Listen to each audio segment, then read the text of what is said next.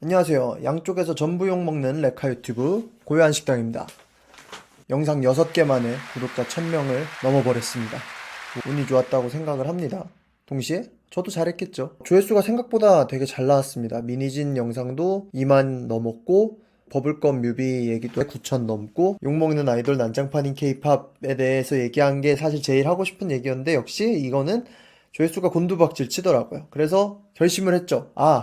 이슈를 좀 물어야겠다. 그래서 이슈를 문 게 QWER이랑 이제 힙합씬 가지고 했는데 역시나 이것도 조회수가 터졌습니다. 사실 이슈 유튜브를 할 생각이 전혀 없었어요. 이거를 메인으로 할 생각은 없었습니다. 미니진 영상, QWER 영상, 그리고 그 힙합씬에 대한 영상. 이 세 가지 영상이 잘 된 이유는 찬반이 명확하게 나뉘고 또 감정을 이입하기 좋고 싸우기가 쉬웠어요. 근데 제가 인트로 때 얘기했던 것처럼 저는 양쪽에서 욕을 다 먹었습니다. 논란에 대한 영상들을 세 가지 찍으면서 느낀 것이 일단은 편을 만들고 그 편 이외의 것은 엄청나게 공격하는 성향의 사람들이 굉장히 많다. 미니진 하이브 영상에서 제가 찍고 싶었던 의도는 뭐였냐면 하이브 입장에서도 얘기해보고 싶었고 미니진 입장에서도 얘기해보고 싶었어요. 왜냐? 나는 미니진이랑 일해본 적도 없고 하이브랑 일해본 적도 없으니까. 사실 심정적으로 가까운 쪽은 미니진이었거든요. 전 뉴진스 팬이기도 하고 미니진의 여태까지의 커리어를 굉장히 대단하다고 평가하는 사람이기 때문에. 근데 미니진 팬분들도 비난하시고 하이브를 옹호하시는 분들은 또 많이 비난을 하시더라고요. 그런 의문이 들었죠. 왜 꼭 그런 식으로 사건을 바라보지? 왜 꼭 한쪽 편에 서서 사건을 바라보지? 사람들이 어느 편에 일단 쓰고 그 반대의 입장에서 그들의 이야기를 들을 생각은 거의 없더라고요. 뭐 전쟁이나 진짜 자기가 속해 있는 데면 이해를 해요. 하이브에 우린 속해 있지도 않고 미니진과 같이 일을 하는 것도 아니야. 한국 힙합에서 내가 랩을 하고 있는 것도 아니고 내가 그렇다고 맨스티어처럼 개그맨도 아니야. 근데 맨스티어의 동조에서 힙합씬을 조롱하는 사람들은 거의 뭐 힙합씬이 죽었으면 좋겠다. 다 전응아 새끼들이다 라고 욕을 하고 이제 힙합을 원래 좋아하던 사람들은 개그맨 새끼들이 우리 문화를 조롱한다. 이런 식으로 서로 그냥 죽일 듯이 싸우고 하이브 쪽에 이입한 사람들은 미니진이 그냥 멍청하고 오만하고 교만한 사람이다. 미니진 쪽에 있는 사람들은 하이브는 그냥 윤리적 경영을 하지 않는 정말 엉망인 기업체다. 라고 그냥 죽일 듯이 비판만 하더라고요. 사람들의 머릿속에 개인으로서의 존재가 많이 사라진 것 같아요. 개인으로 서서 사건을 바라보는 사람들이 진짜 너무 적은 것 같아요. 우리나라는 굉장히 역사가 다사다난했죠. 자신의 사상과 선택을 한 것에 따라서 생과 사가 갈리는 그러한 역사를 가지고 있었어요. 일제강점기부터 시작해가 6.25 전쟁, 복잡한 정치사 속에 북한과 엮여있고 여러 가지가 섞여있는 역사 속에서 선택이 삶과 죽음을 가르는 일이 되게 많았어요. 그리고 6.25 전쟁이 끝난 뒤에 한강의 기적이라는 그 놀라운 역사를 써내면서 쭉 올라오고 IMF가 터졌음에도 불구하고 막 금모으기 운동 같은 것을 해서 그것까지 이겨내서 전쟁 끝나고 5, 60년 만에 사실상 선진국이 됐단 말이에요. 경제적으로. 여기까지 올 수 있었던 이유가 뭐냐면 우리나라 사람들은 옳다고 생각하는 그 기준이 있으면 그 기준에 맞춰서 개인을 없애고 집단이 되어서 무엇인가를 하는 거에 되게 능해요. 금모으기 운동 같은 게 성공했던 게 외신에서도 다 놀랐잖아요. 국가를 위해서 자신의 금부치를 기꺼이 내주면서 자기를 희생해서 집단을 살리는 거란 말이에요. 우리나라가 이렇게 빨리 성장할 수 있었던 것은 개인의 행복, 개인의 자유 이것보다 국가가 잘 살아야 내가 잘 살 수 있다라는 생각이 모두의 머릿속에 박혀 있었기 때문에 다들 따라가는 문화가 많이 이루어졌죠. 근데 이게 지금까지도 이어진 것 같아요. 어떠한 사건을 바라봤을 때 개인으로서 존재하는 것을 되게 두려워하고 어색해해요. 개인으로서 의견을 전개하는 것도 어색해하고. 근데 이거는 뭐 사람들을 탓할 거는 없죠. 우리나라는 개인으로서 존재하면 쳐내잖아요. 집단에 들어가면 일단 그 집단을 위해야 되잖아. 그 집단을 위한 일이라면 개인의 행복과 권리는 희생당하는 것이 너무나 당연하잖아요. 마땅한 책임감과 이런 거는 당연히 존재해야 되지만 그럼에도 불구하고 우리는 아직 집단 속에 들어가서 사고하는 게 굉장히 익숙한 것 같아요. 근데 이게 되게 가슴 아픈 게 집단에 갇히면 본질을 잃어요. 국민들은 자신의 국민 수준에 맞는 정치의 수준을 갖는다라고 이야기를 하는데 어느 정도는 동의가 됩니다. 정치권을 보면서 우리가 되게 실망하는 이유가 뭡니까? 얘네들을 뽑아놓은 이유는 국가를 위해서 일을 하는 사람들을 뽑아놓은 것인데 국가를 위해서 일을 하는 게 아니라 자기 정당과 자기 사상을 위해서만 일을 하는 사람들처럼 보여요.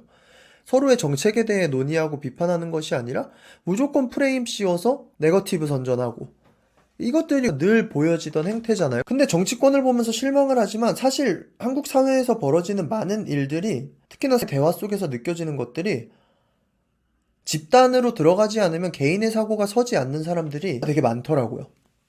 미니진 하이브 보면서 물론 이입은 할 수 있죠. 미니진 쪽에 이입이 됐고 미니진이 정당한 결과를 받았으면 좋겠어요. 근데 이거는 이제 내가 파악할 게 아니지. 이거는 법원이 할 거고 법리적으로 어떻게든 결과가 날 거예요. 법리적 판단이 정의의 판단이라고 완전히 일치시킬 순 없지만 법치주의 국가니까 그렇게 결과가 나올 거야. 뭐 미니진이 이기면 기분이야 좋겠지만 미니진이 이긴다고 나한테 뭐가 오는 것도 아니고, 하이브가 이긴다고 해서 하이브의 모든 것이 정당화되는 것도 아니고, 그런 것들은 저에게는 별 의미가 없거든요. 그러면 나는 여기서 무엇을 바라봐야 되는가? 왜 이런 사태가 발생했고, 이러한 사태 속에서 나는 어떠한 관점으로 바라볼 것이며, 이것을 보면서 나는 무엇을 배울까? 저는 이게 제일 중요하거든요. 나는 무엇을 배울까? 그래서 그 영상 말미에 나는 플레이어인가 관리자인가 무엇이 될 수 있을까? 나는 조직 속에서 충분히 일할 수 있는 사람인가? 그런 것에 대해 저는 생각을 많이 해봤어요. 제 의도는 그런 것들이었어요. 아마 그 의도를 읽은 몇 분이 제 유튜브를 구독을 해주신 거겠죠. 힙합씬 얘기도 마찬가지입니다. 내가 지금 래퍼도 아니고 내가 개그맨도 아닌데 전 그냥 재밌거든요. 힙합 좋아했던 사람으로서 힙합씬이 어쩌다 이렇게 조롱거리가 돼버렸나 안타깝고. 근데 거기서 생각을 해보는 거죠. 힙합씬은 왜 어쩌다 이렇게 전응화 취급을 받게 되었는가? 뷰티풀 너드가 뜬 이유는 무엇인가? 뷰티풀 너드가 대중의 무엇을 자극했기 때문에, 어떠한 진정성을 보여줬기 때문에, 어떠한 유머를 보여줬기 때문에 이 정도로 파급력을 얻었는가? 저는 그게 궁금했어요. 이제 개인의 시대라고 하더라고요. AI가 발전되고 하면서 개인이 많은 것을 할 수 있는 시대라고 해요. 빠르게 발전할 수 있는 방법은 모두를 균일화시키는 거예요. 모두에게 스탠다드를 주고 매뉴얼을 주고 그대로 행해라 라고 하는 것이 발전하는 데는 굉장히 좋아요. 일정 수준까지 발전하는 데는. 근데 우리나라는 이제 그 선으로 발전할 수 있을 때까지 다 발전했다라고 생각을 합니다. 이제는 개인의 의견이 필요해요. 모난돌 같은 사람들이 필요하고, 말도 안 되는 이야기를 하는 사람들이 필요하고, 어쩌면 타인과 잘 섞일 수 없지만 트러블을 일으키지만 정말 천재적인 요소와 어떻게든 목적을 성취하고 달성하는 사람들이 필요해요. 일론 머스크가 우리나라에 태어났으면 아마 영재고 갔다가 의대에 갔겠지라는 말이 많더라고요. 우리나라는 스탠다드가 정해져 있고 옳고 그름에 대해서 따지는 것을 거의 강박적으로 원해요. 근데 세상에 옳고 그른 게 뭘 그렇게 많겠습니까? 어떻게 세상이 선과 악으로 그렇게 무자르듯이 나뉘어요? 이 부분에도 옳고 그름이 있고 이 부분에도 옳고 그름이 있으면 결국에는 그 옳고 그름과 옳고 그름 사이에서 내가 뭘 배울까? 그게 중요한 거지.